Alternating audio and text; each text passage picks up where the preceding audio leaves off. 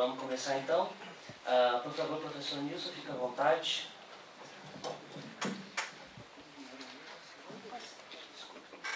Acho que eu vou falar em pé. Essa minha cadeira é muito baixa, né? Você quer uma cadeira? Ou a mesa é alta, né? As duas coisas. Boa noite a todos e a todas. Eu quero inicialmente agradecer aos organizadores do evento, a Karina, que foi minha aluna na Unila, e que atualmente está aqui no Prolan, o Ailton, que é da ciência daqui da sociologia, e faz parte do grupo de estudo de Marx, né, Ailton? Então, mostra o marxismo penetrando aqui na USP, né? Como é que ele falou? Tirar o bolô? Da velha USP. Pode ser uma forma. Bem, o tema é atualidade da teoria marxista da dependência. Então, para falar da atualidade, temos que falar da teoria. É isso que eu vou tentar fazer no tempo que está reservado, que realmente é muito pequeno, mas eu vou tentar sintetizar. Certo? Bem, a teoria marxista da dependência foi formulada no fundamental entre o final dos anos 60 e o começo dos anos 70. E basicamente por autores brasileiros, por pensadores brasileiros que estavam no exílio, principalmente no Chile. Né? Entre esses autores se destacam o Teotônio dos Santos, o Rui Mauro Marini e a Boehm Bambira. Né? Eu vou me concentrar na posição, na formulação do Rui Mauro Marini, não é só para puxar a brasa para a minha sardinha, porque ele foi meu orientador. É porque eu acho que, apesar de eu respeitar todos, né? O Teotônio foi meu professor, a Boehm foi minha colega de doutorado e tal, mas eu acho que o Marini foi quem chegou mais longe na formulação da teoria marxista da dependência. Então, se ele chegou mais longe, eu acho que cabe na exposição dela concentrar sobretudo nele. Né? Bem, o Marini morreu jovem, morreu com 65 anos, foi o tipo de intelectual engajado que era muito comum nos anos 60, nos anos 50, aqui no Brasil e na América Latina. Né? O que eu quero dizer com isso? Né? É um intelectual que se baseia naquela tese histórica do Marx, uma das teses sobre Feuerbach, que o Marx dizia o seguinte: até agora os filósofos cuidaram de interpretar o mundo de alguma maneira, de várias maneiras. A partir de agora trata-se de transformar o mundo. Né? O Marini tinha essa visão. Ele achava que a busca de conhecimento era para ser colocada a serviço da luta pela transformação da realidade. Ou seja, não era uma busca de conhecimento meramente pelo conhecimento, meramente acadêmico. Né? Buscar o conhecimento para colocar a serviço da transformação. E eu tenho uma avaliação de que quem está comprometido com o objeto do estudo tem mais condição de chegar à verdade do que quem não está. O contrário do positivismo, que diz que quem se compromete não tem neutralidade, não tem isenção e tal. Eu acho que exatamente quem se compromete com o objeto, sobretudo na área das ciências humanas, né, ele tem mais, se ele está comprometido com a mudança. Quem está comprometido com a mudança, certamente vai querer conhecer com mais profundidade a realidade, porque só se pode mudar se conhece a realidade. Então o Marini era desse tipo de intelectual. Né? Ele era pouco conhecido aqui no Brasil. Agora surge com todo o peso, nem só do Brasil, mas na América Latina inteira, o interesse pela teoria marxista da dependência. Eu tenho sido chamado a dar palestras, a participar de bancas. Agora eu acabei de participar de uma banca de qualificação na Universidade Federal da Bahia, participei de uma banca recente na Unicamp, em que as pessoas estão estudando Marini, a versão de Marini da teoria marxista da dependência. Né? Durante muito tempo ele ficou abafado. Primeiro pela ditadura. Ele era exilado, porque foi preso na luta contra a ditadura, ele era exilado, foi inicialmente para o México, depois para o Chile, depois para o México de volta, depois do Fernando Henrique, quando estava se discutindo a anistia, que seria dada em 79, Fernando Henrique foi um ano antes do México, para publicar uma matéria, um artigo que publicou aqui no Brasil, um artigo escrito por Hélio Serra, em que ele deforma o conjunto do pensamento do Marini para poder criticar. E deforma de maneira grosseira, em vários casos, em vários aspectos importantes. Tal. Por que ele fez isso? Por que o Fernando de Cardoso fez isso? Ia ter anistia, o Marini ia voltar, e ele sabia o peso que tinha as ideias do Marini, e que é exatamente contrária dele. Né? Você vê, a partir daí, se passou a dizer aqui no Brasil que o teórico da dependência era o Fernando Henrique Cardoso. Né?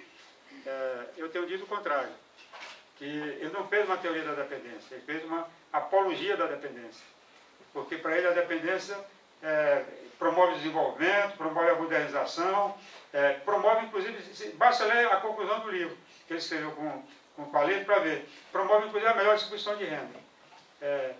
Então, pela apologia, então, quando ele disse lá na frente, quando se atribuiu a ele ter dito, esqueça o que eu escrevi, eu acho que, eu não acredito que ele tenha dito aquela frase, porque, na verdade, ele veio no governo aquilo que ele tinha escrito.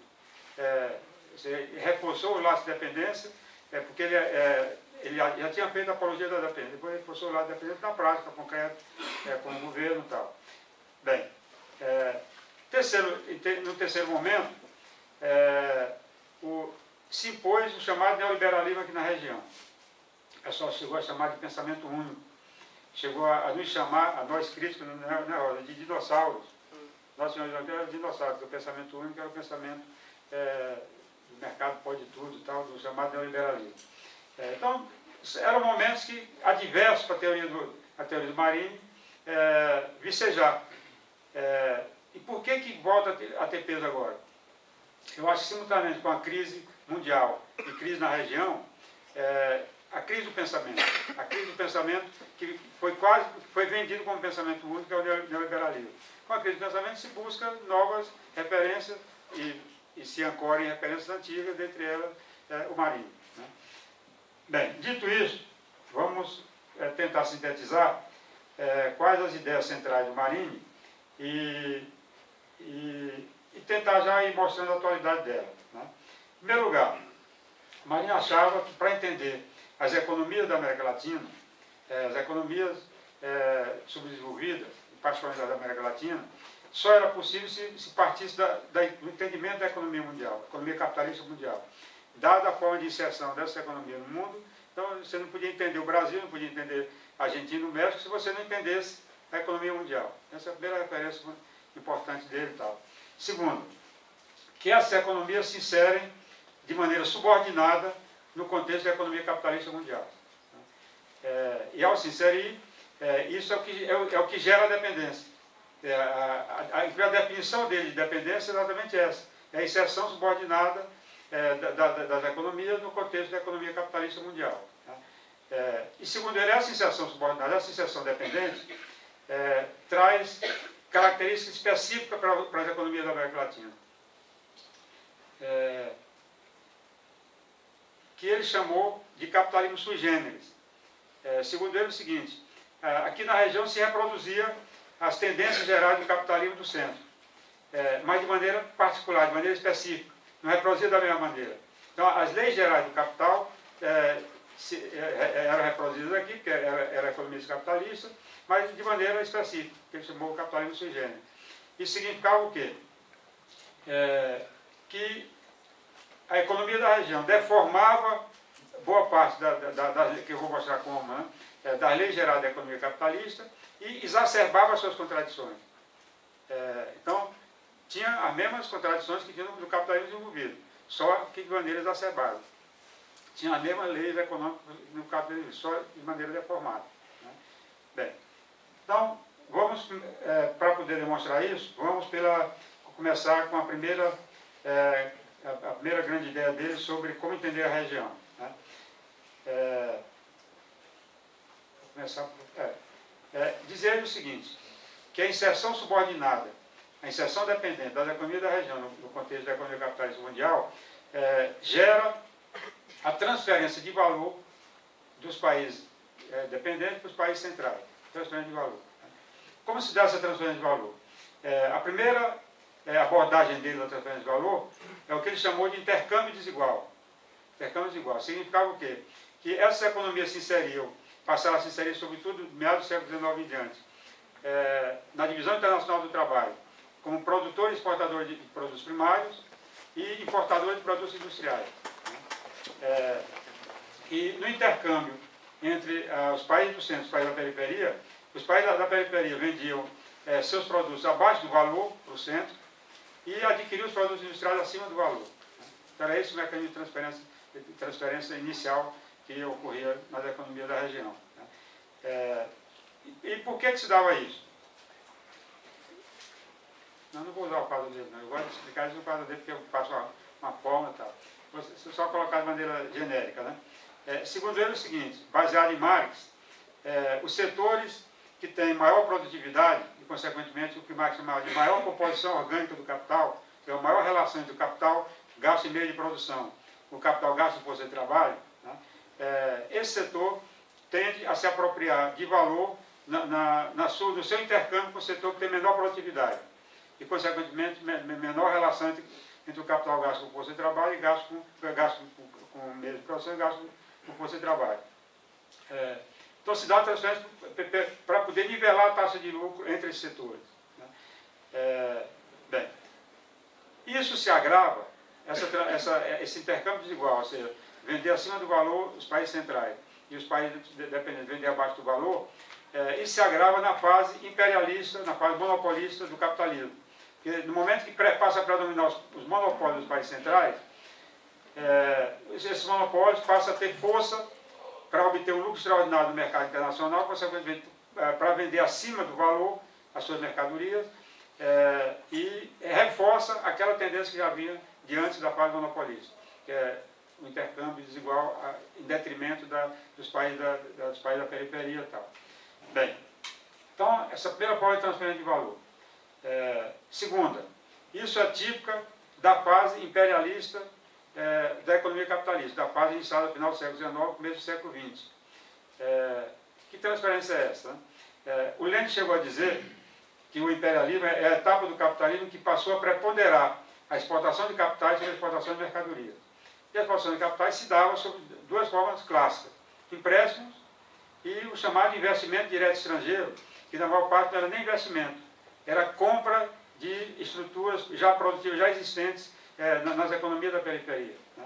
Bem, essa forma de dependência gera uma transferência de valor, que é através da remessa de lucros, remessa de juros, royalties, né? Que eu acho que passou a preponderar, passou a ter mais peso do que a transferência via intercâmbio desigual, né? Bem, então, essa formulação clássica do Marinho da transferência do valor. Existe atualidade para isso? Como é que funciona o mundo de hoje em relação a essa questão, né? Muita gente começou a dizer que, em função da melhoria dos preços das commodities no período recente, que teria acabado o intercâmbio desigual, que agora os países da periferia estavam se beneficiando da sua relação com os países centrais e tal. Isso já ocorreu várias vezes na realidade do capitalismo, de haver, em alguns momentos de crise, ou de alguma circunstância criada, favorece os preços das matérias-primas. Isso ocorreu no final dos anos 60, começo dos anos 70, e voltou a ocorrer lá naquela época que estava tendo uma expansão muito forte do capitalismo no final dos anos 60, começo dos anos 70, havia uma demanda muito grande de matérias-primas, alimentos e tal. Voltou a ocorrer agora, em função da demanda chinesa, e também boa parte do capital especulativo fugiu da especulação em função da crise e começou a fazer estoque de commodities, né? Então aumentou, mas começou a cair. Ou seja, é algo que não se sustenta. A melhoria da relação de troca entre os países da periferia e os países do centro ocorre em alguns momentos, mas não se sustenta na lógica do sistema capitalista mundial, né? E a outra forma, a transferência de valor via remessa de lucro, juros, etc., royalties, etc. Nunca houve tanto investimento direto estrangeiro nos países chamados em desenvolvimento, que são os países subdesenvolvidos, são os países dependentes, né? Como no período dos anos 90 para cá, né? O Deepak Nayak, que é um indiano, um economista indiano, pesquisador das economias, economia mundial e particularmente da economia subdesenvolvida, né? Ele fez um levantamento que, segundo ele, nos países chamados em desenvolvimento, que é o espaço para países dependentes, o estoque de capitais estrangeiros em 1990 era de 500 bilhões de dólares. Em 2010, 20 anos depois, era 6 trilhões de dólares, que multiplicou por 12. Né? Ora, se aumentou, isso é só investimento direto estrangeiro, não está contando a dívida externa, o valor da dívida externa. Né? Se aumentou 12 vezes a presença dos capitais estrangeiros dentro dos países dependentes, imagine enquanto aumentou a remessa de lucros, a remessa de juros, a remessa de royalties, os superfaturamentos, as várias formas de transferência de valor. Tá? Então, eu acho que o reforço dos laços de dependência no período recente, particularmente por essa via que eu coloquei, eu acho que torna atualíssima a teoria da dependência. Torna a necessidade de conhecer para poder entender esse fenômeno. Tá? Bem, vamos para a segunda categoria. Eu não vou colocar todas, porque não vamos ter tempo. Tem tempo eu já? O senhor ainda tem 17 minutos. Ainda tem 17? Ah, então eu estou falando rápido, achando que eu posso falar mais devagar. Porque eu sou maranhense, né? E no Maranhão se fala rápido, porque lá a região é bem atrasada. Então tem que chegar rápido, então tem que falar mais rápido para poder alcançar os outros. Né? Mas eu vou falar mais devagar. O Marinho dizia o seguinte, que a decorrência, o colorário, gostaram da expressão? Colorário? Natural da transferência de valor dos países dependentes para os países centrais, é o que ele chamou de superexploração da força de trabalho. O que o corolário natural dizia que era a resposta que a economia dependente tinha para o fato de ter que mandar excedente para fora, para o fato de ter que mandar valor para fora. Que, na verdade, esse valor que é mandado para fora é mais valor, mais-valia, é uma parcela da mais-valia. Né? Então, para poder compensar o envio da mais-valia para fora, a economia dependente superexplora a força de trabalho. Né? O que significa isso?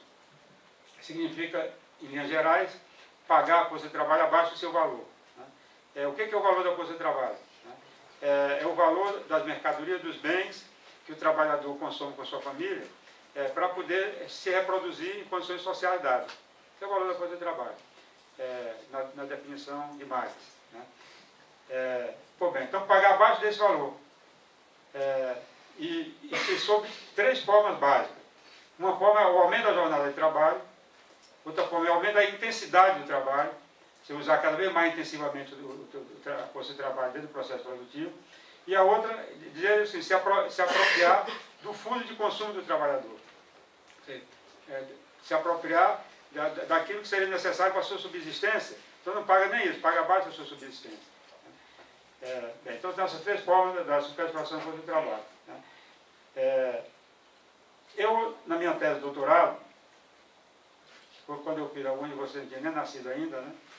Faz alguns anos, eu constatei isso com dados, com estatísticas, construí indicadores para o período que eu analisei. O período que eu analisei foi o período do segundo PND. Mas para poder analisar o segundo PND, 74 e 75, eu analisei o período anterior, a fase do chamado milagre. Né? E naquela época era fácil demonstrar isso. Era muito fácil.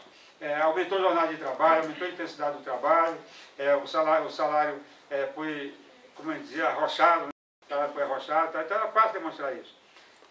No período atual, o pessoal diz, não, está vendo melhora na distribuição de renda, nos países, sobretudo aqueles países que houve alguma mudança política, está havendo o crescimento do salário real, então, supostamente é como se a superexploração tivesse desaparecido. Né? Eu não vou pegar, porque não temos tempo, para ver os principais países da região, para ver o que está ocorrendo em relação. Vou pegar só o Brasil. Né? Qual é o salário mínimo no Brasil? 788, por aí, né? 788, salário mínimo no Brasil. O DIESE, que é o Departamento Intersindical de Estudos Estatísticos e Socioeconômicos, calcula todo mês qual seria o salário necessário de acordo com aquilo que está definido na Constituição, para poder garantir a subsistência do trabalhador e sua família. Ela computa 4 pessoas, pai e a mãe e 2 filhos. Né? No momento que definiu o salário mínimo de 788 em janeiro, o salário necessário era 3.118. Atualmente já está 3.370 em maio. 3.118. Ou seja, 4 vezes mais do que o salário mínimo.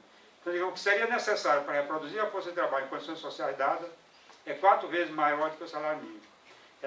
Quem ganha até 4 salários mínimos, você tem ideia do percentual da população, não? Quem ganha até 4 salários mínimos. 4? Deve ser uns 70%. Mas 4 salários mínimos dá mais do que a média do pessoal ocupado brasileiro. Então não dá certo isso. Em resumo, é muito pouca gente. Quem ganha até 4 salários mínimos é bastante gente. O salário mínimo dos 3 ou dos... Não, quem ganha até 4. Né? Porque quem ganha 1 é pouca gente, mas quem ganha até 4 seria, digamos, o que está sendo, o que seria necessário para reproduzir a força de trabalho, é 4 salários mínimos. Isso é um percentual enorme. Né? Bem, então é o seguinte. Então isso é uma demonstração clara. A maior parte da força de trabalho no Brasil ganha até o necessário para reproduzir a força de trabalho, ganha disso aí para baixo. Né? Para que melhor demonstração do que essa de que segue pagando abaixo do valor da força de trabalho. Ou seja, apesar de ter melhorado, o governo Lula particularmente realizou uma recuperação importante do salário mínimo, adotou uma política de recuperação do salário mínimo, apesar disso, segue havendo superexploração da força de trabalho. Bem, terceiro elemento. Terceiro elemento é o que o Marinho chamou de cisão da esfera alta e da esfera baixa da circulação. Ou seja,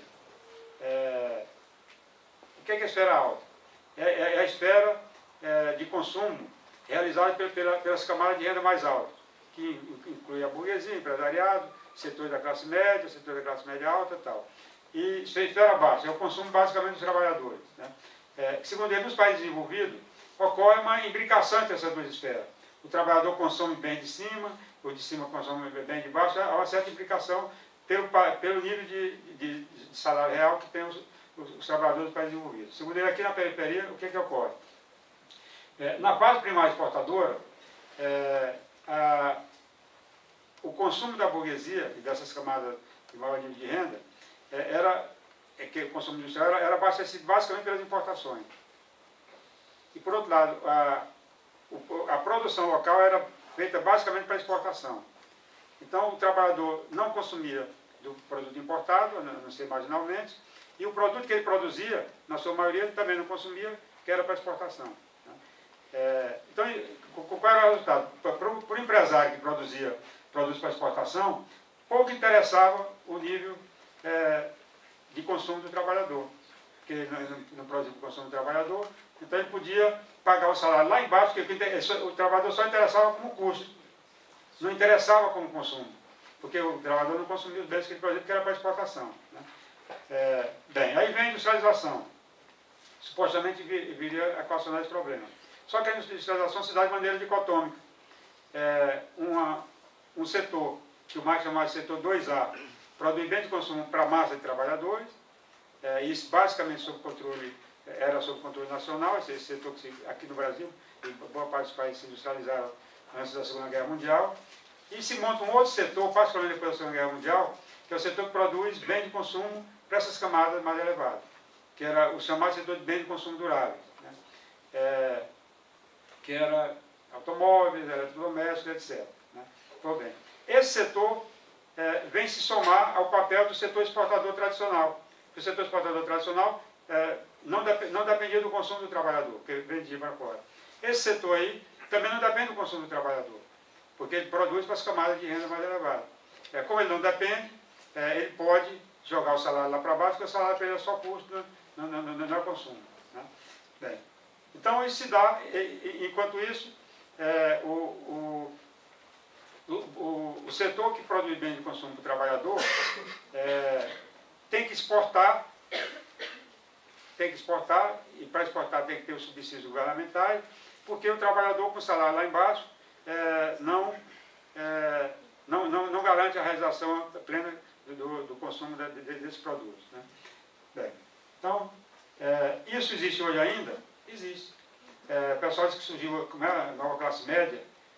Quanto é que ganha, né? Sincero, a nova classe média? Um pouco mais que o salário. Um pouco mais que o salário. Isso é a nova classe média.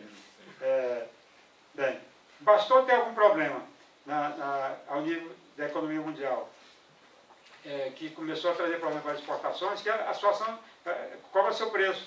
No momento que vai depender do mercado interno, e passou a depender basicamente nos últimos anos, durante um determinado tempo pode funcionar, mas a partir de determinado tempo já não consegue mais funcionar, porque o mercado interno segue, apesar de ter melhorado o salário, segue sendo baseado na superexploração da força de trabalho, segue sendo um mercado interno limitado.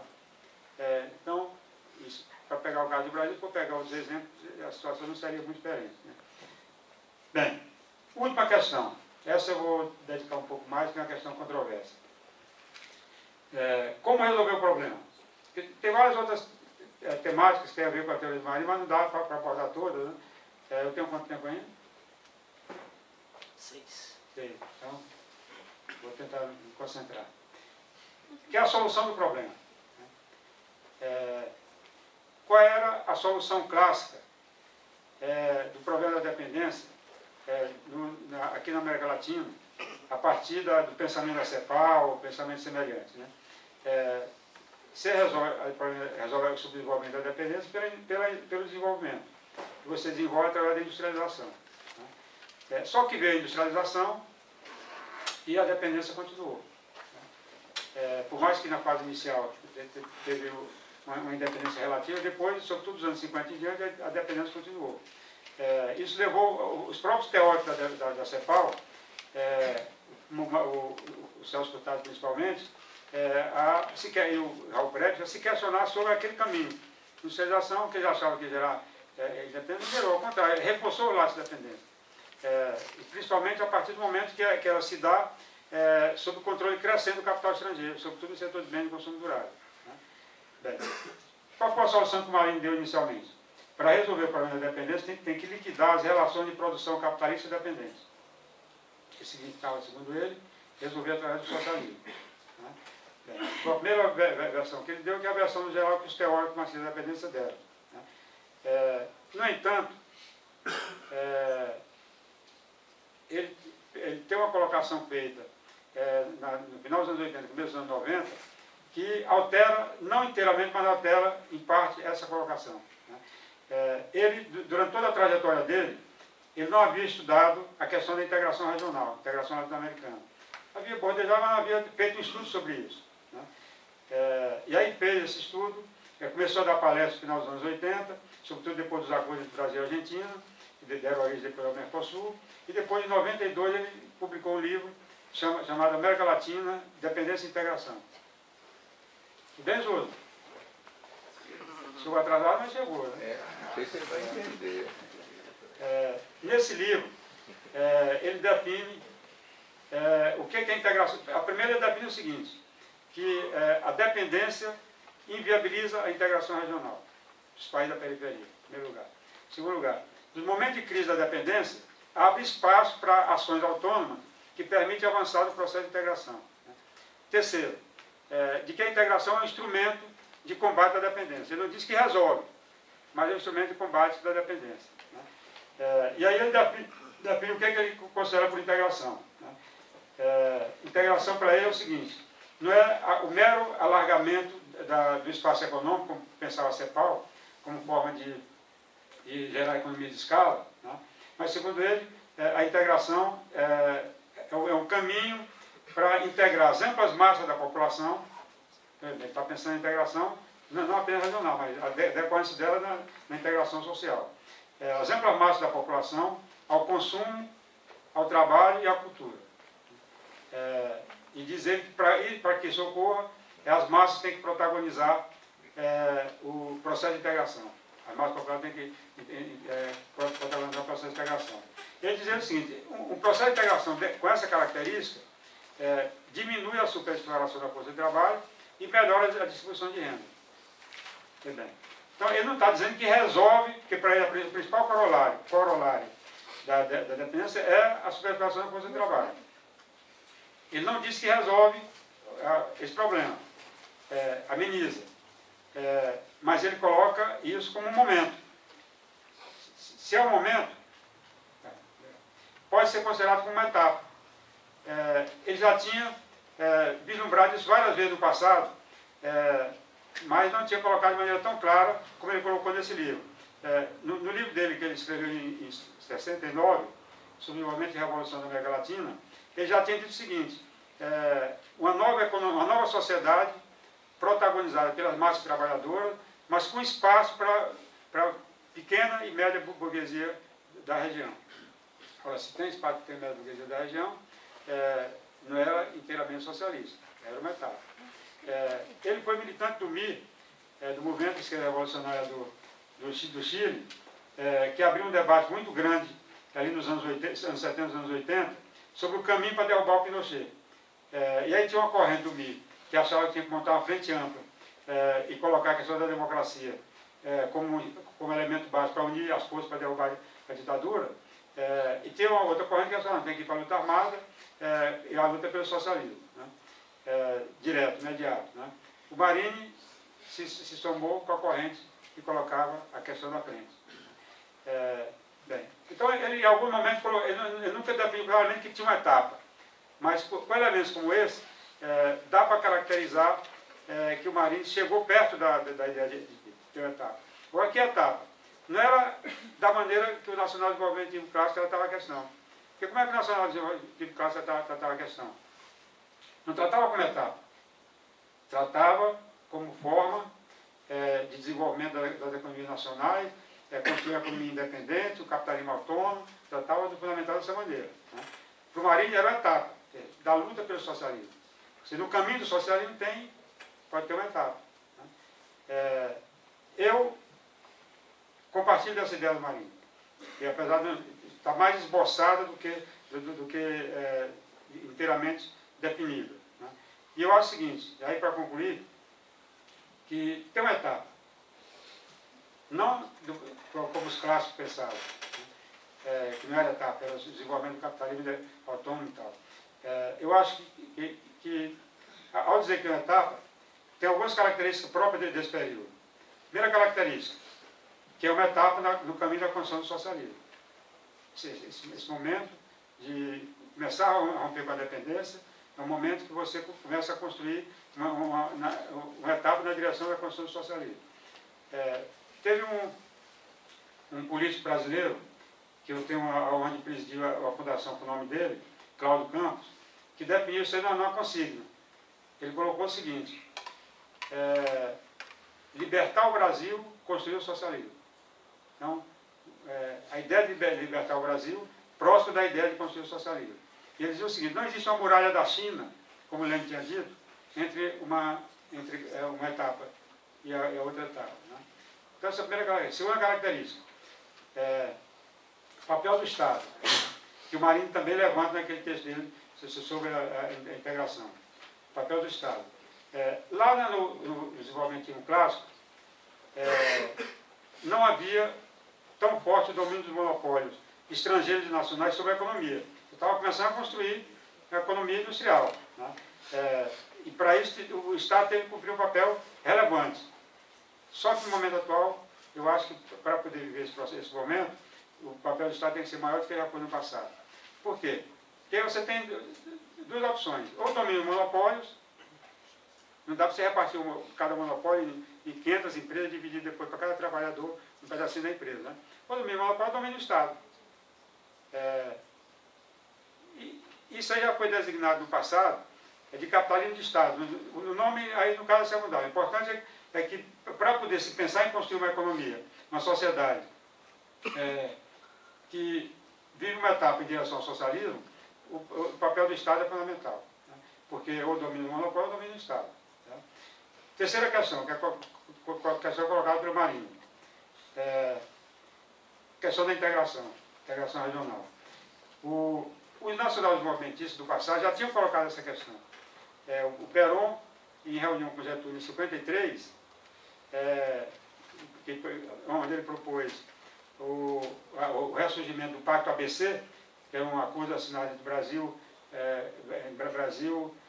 Argentina e Chile, lá no começo do século XIX, o Perón chegou a dizer o seguinte, no ano 2000, ou estaremos unidos ou seremos dominados.